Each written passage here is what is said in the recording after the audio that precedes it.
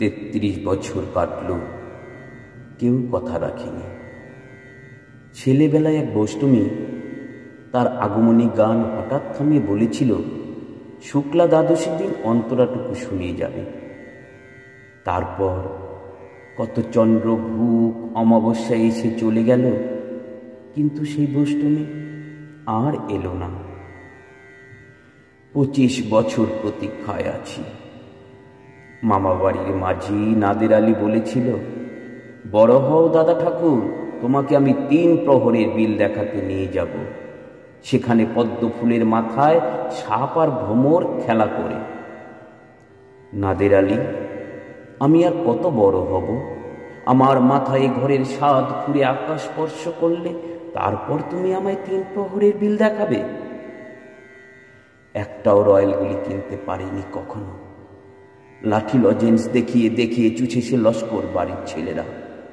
ভিকারির মতো চৌধুরীদের গেটে দাঁড়িয়ে দেখেছি ভিতরে রাস উৎসব। অবিরল রঙের ধারার মধ্যে সুবর্ণ কঙ্কন পরা ফর্সা রমণীরা কত রকম আমোদে হেসেছে। আমার দিকে তারা ফিরেও চায়নি। বাবা আমার কাঁধ ছুঁয়ে বলেছিলেন, দেখিস একদিন আমরাও। বাবা এখন অন্ধ, আমাদের দেখা হয়নি কিছুই। সেই রয়্যালগুলি, সেই লাঠি লজেন্স, সেই রাস উৎসব আমায় কেউ ফিরিয়ে দেবে না। বুকের মধ্যে সুগন্ধি রুমাল রেখে বরুণা বলেছিল, যেদিন আমায় সত্যিকারের ভালোবাসবে সেদিন আমার বুকেও এরকম আতরের গন্ধ হবে। ভালোবাসার জন্যে আমি হাতের মুঠোয় প্রাণ নিয়েছি, দুরন্ত ষাঁড়ের চোখে বেঁধেছি লাল কাপড়, বিশ্ব সংসার তন্ন তন্ন করে খুঁজে এনেছি 108টা নীল পদ্ম।